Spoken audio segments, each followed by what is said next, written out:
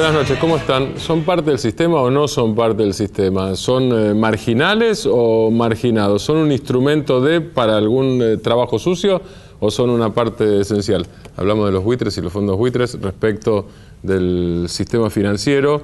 Uno de los temas que se está tratando en el G20, donde participa la Argentina, hay 3 latinoamericanos, los otros 2 son Brasil y México. Arnaldo Bocco, buenas noches, ¿cómo estás? ¿Qué tal? ¿Cómo te va, Martín? Vos fuiste director del Banco Central con Néstor Kirchner y con Cristina Kirchner. Y en el tema financiero, la cuestión de los paraísos fiscales, de los fondos buitres, viene de larga data, pero además viene como parte de la agenda del G20.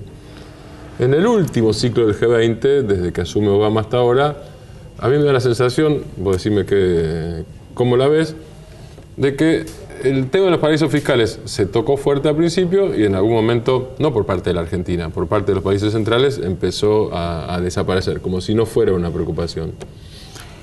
Es una enorme preocupación. Y es una enorme preocupación porque esta vez afectó a los países desarrollados. En los últimos 12 meses se fueron de Italia 140.000 millones de euros. Sí. Todos a Luxemburgo, como parte de un movimiento que procura atesorar, igual que en la Argentina, fuera de Italia, y para protegerse de un eventual derrumbe, cosa que está bastante cercano en Italia por la incapacidad de resolver una serie de temas más de tipo político y el gobierno de Monti, que fue muy complicado para el futuro de Italia. Alemania tuvo un papel protagónico porque la fuga de capitales de los países desarrollados hacia Suiza o hacia cualquier paraíso fiscal de la órbita del Reino Unido, por ejemplo, los que están en torno a Gran Bretaña, son ámbitos en los cuales aparecen los principales contribuyentes que dejan de ser grandes contribuyentes en los países de los cuales fugaron. Alemania hizo una presión muy grande, hubo un conflicto muy grande entre Obama y Suiza para que apareciera una lista de 26.000 evasores de Estados Unidos. Hubo una amenaza de clausura de los bancos suizos dentro de Estados Unidos y finalmente terminaron negociando un número más pequeño que lo que se pedía, pero en definitiva se fueron destapando. Sí. Es una batalla y tiene mucho que ver con la recaudación tributaria de los países desarrollados que ante las crisis empiezan a perder recaudación y los fondos empiezan a desaparecer. Bueno, está el caso más banal, como los actores, los artistas franceses que pidieron domicilio en Rusia para justamente ser contribuyentes en un lugar donde tenían mayores ventajas impositivas. Ese es uno de los centros. El otro es que tiene mucho que ver con el lavado de dinero, digamos, y las presiones que tienen los países en general, la Argentina es uno de ellos, pero hay otros países que tienen un cuidado muy marcado respecto al tema del lavado de dinero. Bueno, naturalmente el paraíso fiscal es el ámbito en el cual se hace residente el grueso de los grandes evasores y el gran dinero de la corrupción. Por eso los fondos buitres, que en el fondo no son entidades financieras, sino son estudios de abogados especializados en comprar papeles de deuda pública o privada muy barata y litigar hasta una instancia como la que llegó en la Argentina para lograr exactamente la decuplicación de su inversión, o a veces más. Esto opera con depósitos de sus fondos en paraísos fiscales o en guaridas, como se llaman ahora, digamos, después de esta reunión. El G20 siempre tuvo un papel de protección de la idea de ir aclarando y desmontando los paraísos fiscales. Ahí vas a tener siempre a Gran Bretaña con una protección fuerte, porque en general todos sus grandes territorios en los cuales se ejerce un dominio político e institucional son lugares de libre tránsito de dinero y sin regulaciones transparentes. ¿Cómo es el mecanismo de la fuga? Vos hablabas al principio capitales italianos yendo a Luxemburgo. Sí. Si vos tuvieras que explicar los pasos, ¿cuáles son? No estamos hablando de $5.000 o $10.000, estamos hablando de grandes sumas, supongo que de grandes empresas o de grandes inversores. Son en algunos casos, pero no hay desplazamiento por lo general de dinero físico, en general son movimientos electrónicos. ¿Cómo es? Es una operación electrónica. ¿Y qué hace? A ver, el dueño o el gerente de una empresa, ¿qué hace? Como usando el home banking, digamos, sí. Es lo mismo. Un poquito más sofisticado, tiene otros niveles de seguridad para proteger a justamente la gente que está... A ver, un señor se sienta electrónicamente y transfiere, no sé, en Milán o en Roma, y transfiere dinero 100 millones a Luxemburgo. 100 millones de euros, sí. Y los transfiere.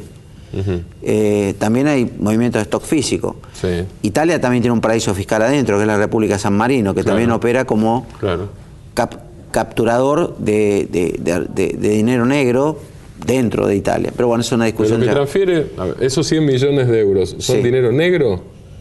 No necesariamente. No necesariamente. No. Puede ser negro, pero puede ser dinero blanco. ¿Y cómo hace para evadir impuestos si es blanco?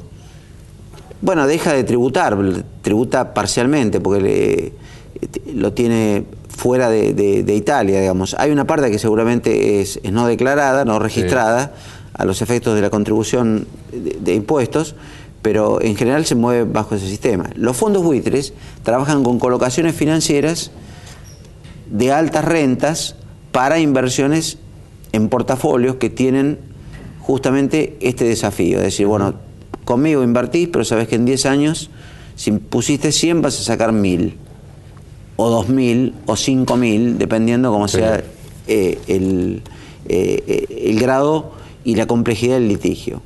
En Italia, perdóname. Sí. En Italia, ¿a qué poderoso, a mí me obsesiona siempre lo mismo, a qué poderoso le conviene y a qué poderoso no le conviene lo que hace el señor que mueve esos 100 millones de dólares a Luxemburgo? Una vez le pregunté acá a un director de la FIP acerca de determinado tipo de impuestos a la propiedad, y me respondió la siguiente: las 15 fortunas más grandes de la Argentina, si mirás la declaración jurada, no podrían pagar la patente del auto, por lo que declaran. No tenían bienes. No. Bien. ¿En Italia es lo mismo? Es igual. Es igual. En el mundo es igual. Bien. O sea, probablemente vos sos dueño de un fideicomiso, trust en inglés, en el cual administra tus bienes, vos sos el beneficiario de la administración de esos bienes y tu familia, pero como es secreto y está dentro de un marco de confidencialidad, es el ámbito en el cual invertís y probablemente pueda tener el territorio, puede estar alojado en uno de estos paraísos, como por ejemplo las Islas Vírgenes, las británicas, o puede ser cualquiera de las islas en torno a Gran Bretaña que operan como paraísos fiscales, o mismo Delaware dentro de Estados Unidos, que es un ámbito en el cual se crean empresas que no tributan dentro del sistema tributario norteamericano. O sea, a favor unos cuantos, ¿en contra quién? Y en contra yo diría que precisamente cada vez que a los países les cuesta más remontar la cuesta, valga la redundancia, de equilibrar las cuentas fiscales y saber que hay ámbitos en el cual hay atesoramiento de dinero, van sobre ese ámbito. Países que tienen dificultades, suponte España tiene un déficit fiscal del orden del 9% del producto. Estamos hablando de 150 a 160 mil millones de euros. A eso tenés que sumarle que España tiene 10% de déficit de balanza de pagos, que son otro tanto o un poquito más. Bueno, a eso les preocupa, porque no pueden cerrar la brecha fiscal, tiene un impacto muy importante sobre el desempleo, no pueden hacer políticas de reactivación porque no tienen recursos, tienen que pagar los compromisos externos. A su vez, como una reactivación no hay recaudación tributaria suficiente, supongo yo. Y además le pasa lo que le pasa a la Argentina, cuando tienen que emitir dinero, el que le compra es precisamente ese sector más propenso a hacer inversiones de riesgo.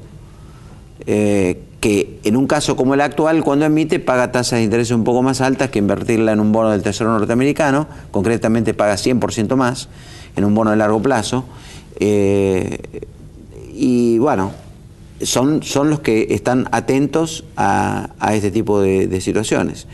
Por ejemplo, fueron grandes inversores en la industria automotriz cuando colapsó en Estados Unidos en el 2008-2009, y bueno, después se recuperó la industria automotriz gracias al Estado norteamericano que le dio el soporte financiero. Algunas de las empresas devolvieron la plata que le prestó el Estado, pero evidentemente ellos estuvieron al acecho. Como estuvieron en Grecia, sobre todo son grandes inversores en Chipre, y son grandes inversores en Portugal y en España y en Irlanda.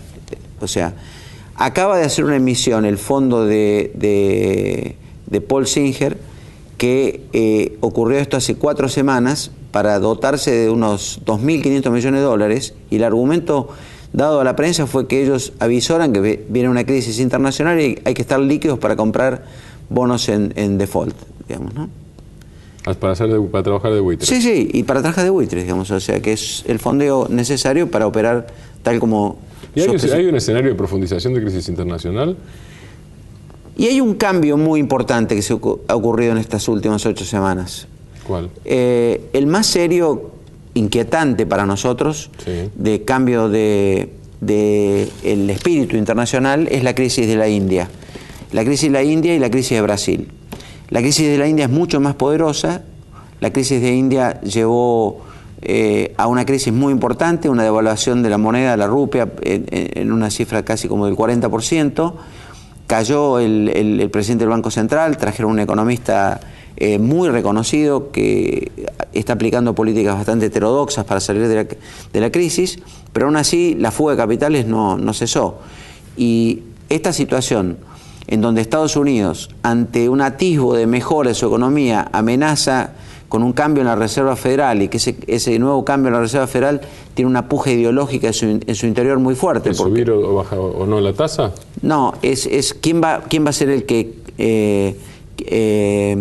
quien conduce la Reserva Federal. Si es una autoridad existente que va a ser mucho más prudente, o en definitiva va a venir Larry Summers, que uno pensaría, bueno, un tipo que fue del equipo de Clinton, Partido Demócrata, más orientado en rol activo del Estado. Larry Summers representa, como lo dicen la historia reciente, el pensamiento más libre dentro del Estado norteamericano, y fue uno de los principales arquitectos de la desregulación del sistema financiero norteamericano, sino el principal. Larry Summers es sobrino de 2 premios Nobel de Economía, él es un economista muy reconocido de nota.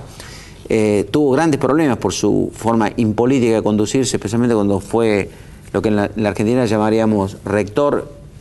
Después que se fue del gobierno, fue presidente de la Universidad de Harvard y desarrolló una política muy sexista, diferenciando el rol de las mujeres y los hombres, diciendo que las mujeres tenían menos cualidades para trabajar en el ámbito académico, intelectual, que los hombres. Apartheid prácticamente. Sí. Y él, bueno, representaría mucho más el espíritu del mercado de Wall Street dentro de la Fed. Lo cual trae algunas tensiones en el mercado internacional. Eso ha aspirado dinero de las economías emergentes, ha salido mucho dinero de Brasil, de la India, de Rusia, de México. Disculpame, ya que nombrás Brasil y se nos va a terminar el bloque. Sí. Escuché 2 teorías al respecto. Primero leí un número. Brasil ganó en competitividad por la devaluación más o menos un 10%. En términos internacionales. Sobre la Argentina escuché 2 interpretaciones. La primera, eso es en sí mismo peligroso. La segunda, que la dijo por ejemplo Héctor Valle, eso es peligroso, pero si Brasil aumenta su nivel de crecimiento, en última instancia beneficia a Argentina, aunque perjudique la devaluación. Las 2 cosas son ciertas. En la medida que Brasil devalúa, nosotros, con un grado de la mayor complementariedad entre nuestras economías, Brasil, si tiene una devaluación muy marcada, como pasó en el 99, te genera un deterioro del tipo de cambio multilateral entre los 2 países, y te genera un incentivo muy fuerte para que el excedente que produce Brasil de ciertos productos muy caros, me refiero relativamente, Argentina los importe de Brasil y sustituya importaciones de otro lado, digamos, y las traigas de Brasil. Y es bueno porque en la medida que se reactiva la economía brasilera, termina teniendo restricciones de oferta local y tiene que importar. Sí. Ahora, el problema que tiene esa versión, que sería la complementación ideal de la economía argentina, porque Brasil no produce ni la calidad ni la cantidad de alimentos que demanda su mercado, no produce productos sofisticados en muchos rubros, que la Argentina tiene una gama, en alta gama, desde calzado, automotores, que trabaja con más calidad. No tendría sentido. Hay un problema. La agresividad de nuestros empresarios es mucho más débil que la de los brasileros. La búsqueda de nuevos mercados es eso. Da la impresión de que eso tiene todo un costo en materia de inserción internacional, requiere de una gimnasia de exportaciones, que Brasil está mucho más desafiante ante una situación de ese tipo, y nuestro sector empresario es mucho más cuidadoso, diríamos, es mucho más puertas adentro. Prefiere ganar en el mercado interno con precios más altos que exportar en un mundo competitivo, aun cuando tenga garantías de 4 o 5 años. Obviamente que hay empresas argentinas que exportan el 80%, sí, así que a esto no les cabe, digamos. Pero es una tendencia. Hay una cosa que me llamó la atención, para terminar, sí, alguna vez que me parece que te lo dije, pero no al aire. Los industriales brasileros piensan que en la Argentina es a veces difícil trabajar con los empresarios, porque sus contrapartes locales, hablan 90% de política y 10% de negocios. Y en Brasil se habla 90% de negocio y 10% de política. Entonces, pasan dos cosas: son muy politizados, cosa que puede ocurrir, o son lobistas que en realidad representan intereses sobre los cuales ellos son una parte, pero no son los propietarios de las empresas. Son los reales. Los reales. Entonces, claro, por eso tienen esa diferencia. Y dicho viniendo de un brasilero, es como para tener, es una observación aguda del comportamiento empresarial, digamos. Es mucho menos schumpeteriano, menos innovador que lo que es una empresa. Menos innovador, menos emprendedor, digo, y arriesga menos. Digo, cerraría con el dijiste que arriesga menos. Arriesga menos. O en todo caso, no sé si arriesga menos, pero si vos dijiste antes, se encierra, se queda con lo conocido está acá. Sí. Y a veces puede llegar a buscar niveles de rentabilidad demasiado altos. Hay muchos empresarios que van a ganar mercados mundiales, sí, te encontrás con exportaciones realmente de servicios y de mercaderías que son notables de pronto, ¿no es cierto? Pero es el perfil que exportás de empresario. No estamos hablando de los roles del Estado. Sí. El Estado brasileño es mucho más agresivo que el nuestro, tiene fondos que hace 40 años subsidian el comercio exterior, y evidentemente eso también ayuda para que el empresario brasileño sea más agresivo que el nuestro. ¿Subsidian el comercio o la publicidad del comercio exterior y la logística del comercio exterior? Subsidian tasa para que la financiación de exportaciones sea mucho más baja, más barata, sí, que lo que puede ser, y eso que es el dinero más barato que hay en el mercado financiero. ¿Y la Argentina podría hacer algo parecido? Y debería hacerlo. Debería hacerlo. Debería hacerlo. ¿Qué necesita para eso? Y necesita presupuesto, sí, lo hace en las provincias, lo hace el Estado federal, digamos, de distinta manera, y debería, pequeño corto, tener un banco de desarrollo como tiene Brasil, para que se haga cargo precisamente de internacionalizar su economía, como lo hace Brasil. O sea, no un monstruo como el BNDES, pero por lo menos un banquito. Un banquito que le dé una mano, digamos, con un patrimonio realmente importante. Como hay un hecho interesante, vos fíjate cómo se desaceleró la economía de Alemania en estos últimos 3 meses. Sí. Y este mes subió 0,5%, 0,6%. Sí. Atribuible enteramente a un banco alemán que no conoce nadie, que se llama KfW, que es el banco de desarrollo más grande del mundo, presta 10 veces lo que presta el Banco Mundial solo en Alemania, y ese banco se hizo cargo de hacer toda la reactivación de los últimos 60 días, inyectando fondos al mercado. Algunos se preguntarán, ¿qué dice Basilea? A los alemanes ni le preocupa, lo que le preocupa es que la economía no retroceda. Arnaldo, muchas gracias. Al contrario. Seguimos en el próximo bloque, la catástrofe de Siria, con Modesto Emilio Guerrero y con Khachik Derboughazian.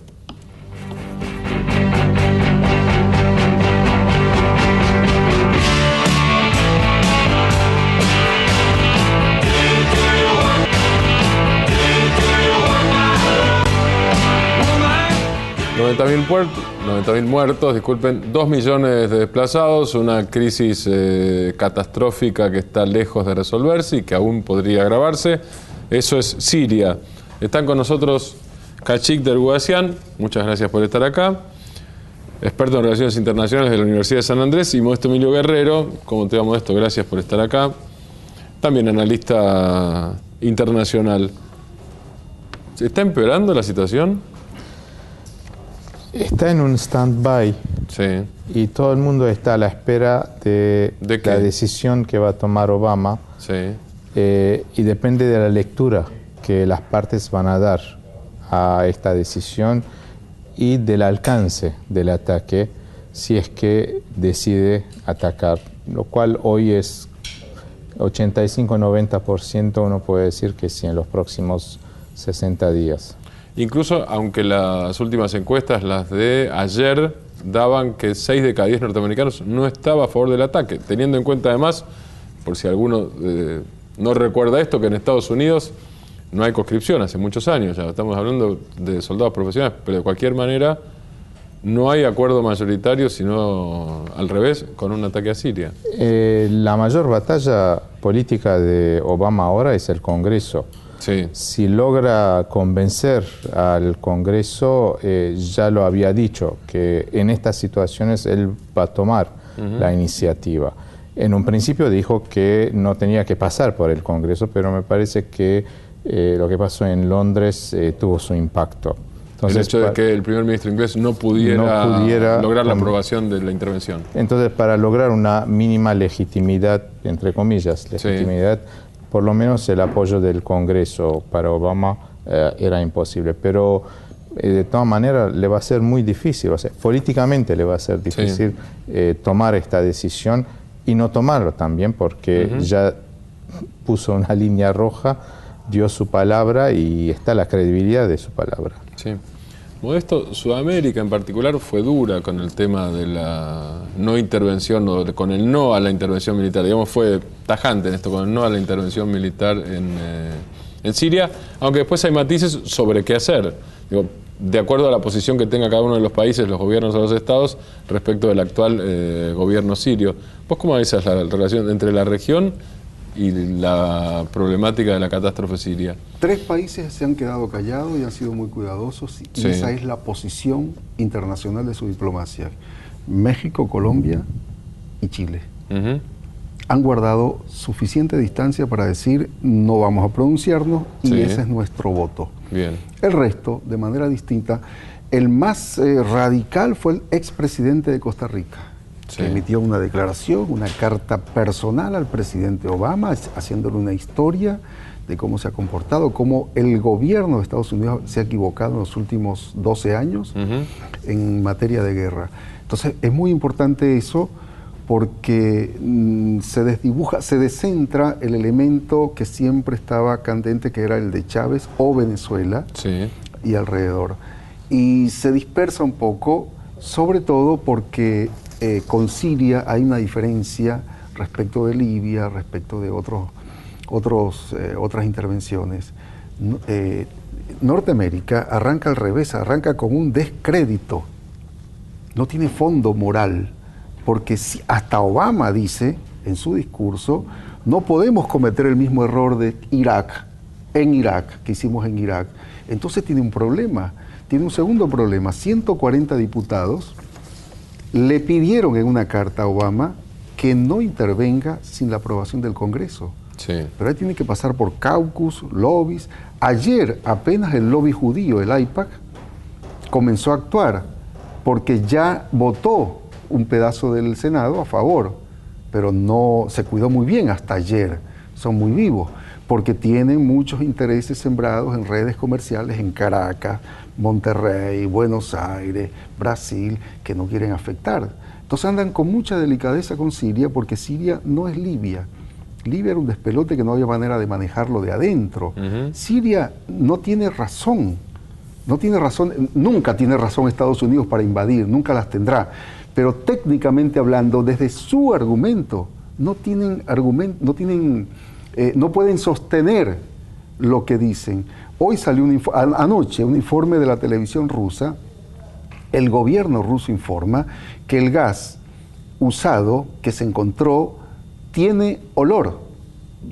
Es complicado el término técnico. Si tiene olor, no es gas militar.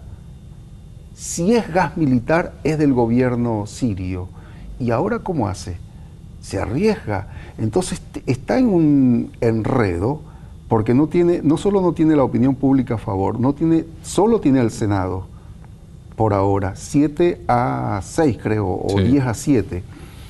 Y tiene Alemania buscando a ver cómo reeligen a la señora con tendencia declinante. Inglaterra le dijo no. Francia, que quiere, no sabe cómo, pero se le levanta medio país, medio país de opinión. Está claro. España, ¿quién lo apoya? La OTAN, ¿cómo sostiene eso? Tiene pero como decía él, ya no puede devolverse. Él marcó su línea. creo que cometieron, menos mal, me alegro, si tengo razón, menos mal, cometieron un error de cálculo en los tiempos, porque lanzaron la consigna sin tener el apoyo. Menos mal, si fuera cierto. Khachik, alternativas en Siria, digo, más allá, pongamos al costado la intervención norteamericana, supongamos que no haya intervención norteamericana. Digo norteamericana incluso más allá de la OTAN, ¿no? Norteamericana directamente, que no haya intervención militar. Por ahora la alternativa no se ve porque el intento se hizo para una conferencia internacional en Ginebra 2 veces, fracasó porque las partes no están de acuerdo en sentarse a hablar. Y cuando digo las partes es a mitad verdad, porque no hay una oposición unida, no hay una representación de esta oposición. Hay varios grupos y los más extremistas de estos grupos no quieren saber nada en llegar a un acuerdo. Hay una oposición de los rebeldes política, aquellos que se levantaron y argumentaron que era un levantamiento contra el régimen. Buena parte del ejército libre sirio, compuesto por militares que se fueron del ejército sirio, es la oposición política. Pero no son ellos... ¿Qué quiere la oposición política? Cambiar el régimen. ¿Ir hacia cuál? ¿O hacia qué tipo de régimen? Probablemente va a ser... no alawita, ¿no? Desplazar a los alawitas. Ellos no hablan en términos sectarios. Esa oposición. Sí terminar con la dominación del régimen basista. Eso sí. Pero no son ellos que generan situaciones en el terreno. Son los grupos islamistas, tanto locales, pero sobrecompenetrados de muchos países árabes, con el apoyo de 3 países fundamentales en la región: Qatar, Arabia Saudí y Turquía. ¿Y en qué les conviene a esos 3 países una profundización de la crisis en Siria? Es muy complicado y una simplificación de las razones nos va a llevar a un error. Cada país tiene su propio juego. En el caso de Arabia Saudí, muy probablemente es la alianza Siria-Irán. En el caso de Turquía puede ser eso también, ¿no? Turquía encontró en las revueltas árabes la oportunidad para imponerse como una potencia regional. El país que podría presentarse como un modelo a lo que se llama o lo que quiere conceptualizarse como la democracia islámica o el islam y democracia, en fin, todo esto. Fracasó en Egipto con el desplazamiento de Morsi. En el caso de Siria, luego de un acercamiento con el régimen, una apertura del régimen a Siria, inmediatamente cambió de bando y asumió la defensa de la oposición, porque en el fondo, sobre todo cuando se habla en turco, es bien la identidad del partido al poder, el Partido de Justicia y Desarrollo, que es un partido islámico y tiene una llegada, o sea, puede asumir un liderazgo de un islam emergente, pero con un claro objetivo de ser la potencia regional, desplazando en lo que Irán intentó ser entre 2005 y 2008-2009 cuando llegó Erdogan. O sea, se confirmó en el poder. En el caso de Qatar es un país mucho más, digamos, apto a los juegos del balance de poder.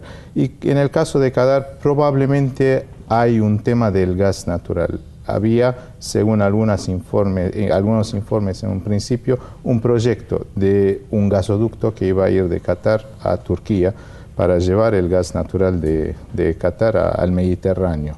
Era el momento en que el régimen de Assad estaba muy bien tanto con Turquía como al emir de Qatar. Se ve las 2 familias cenando juntos, paseando en Damasco.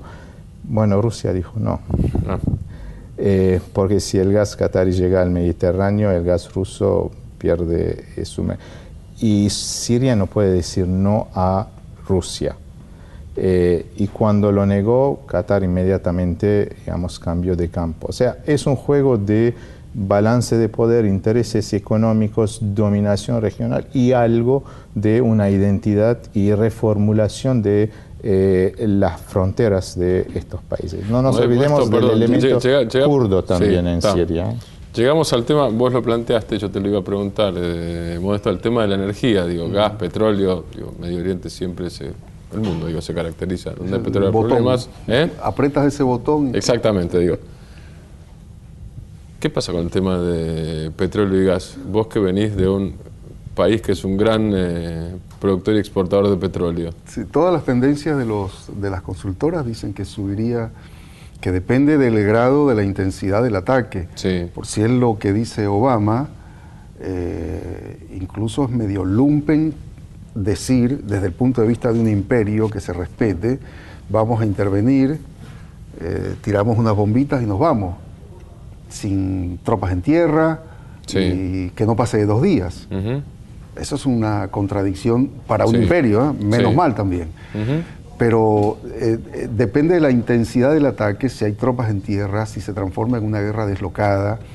La Liga Árabe no apoya la invasión por ahora o la acción militar. Todo eso son factores que van jugando en la escala de los precios. Lo que dicen es que las 3 consultoras que consulté, que trabajé, hablan de 12 a 24 dólares. En esa fluctuación estaría el incremento. Eso, momento. El incremento sí o sí. El incremento sí o sí. Eso sí o sí. Eso es si no hay una escalada. Sí. Si hay una escalada tipo Irak o Afganistán, entonces ya no se puede predecir. Lo irán tomando por semana, por día.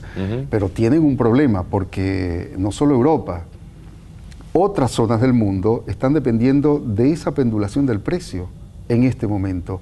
Parte del presupuesto estadounidense depende de esa pendulación del precio, aunque ahora tiene el contrapeso del gas, el gas nuevo, el gas shale, pero es un factor dislocante, aunque sea el último en la guerra. El problema de la guerra en este momento en Irak, o del ataque... En Siria.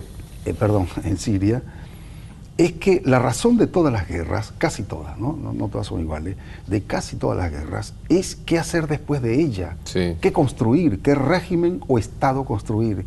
No saben eso que decía, si construyeran el régimen, suponte, demuelen a Bashar al-Assad y construyen un régimen, uno de los 5 factores de ese régimen sería pro-Al-Qaeda. ¿Y cómo justifica eso, no solo al interior, cómo hace? La Liga Árabe no está de acuerdo, y tiene en su seno, en varios países, a generales, científicos y expertos sirios alojados esperando que salga para ver cómo los colocan.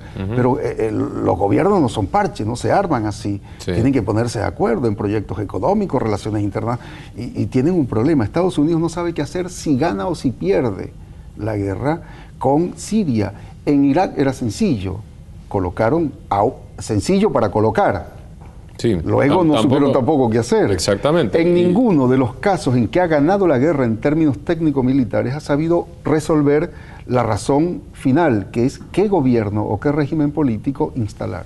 Lo que queda es después una crisis distinta, pero un sistema de crisis perpetua. Bueno, Afganistán, si querés, tomemos el caso más agudo en ese sentido, ¿no? Señor. Sin quitarle la importancia al factor del petróleo en el Medio Oriente, pero en este caso particular y en la historia de los últimos 2 años de las revueltas árabes, a mí me parece que más allá de los factores socioeconómicos que fueron los que empezaron las revoluciones, porque eran revoluciones, en Egipto y en Túnez, yo creo que el peso de la historia y el tema del Estado en el Medio Oriente vuelve.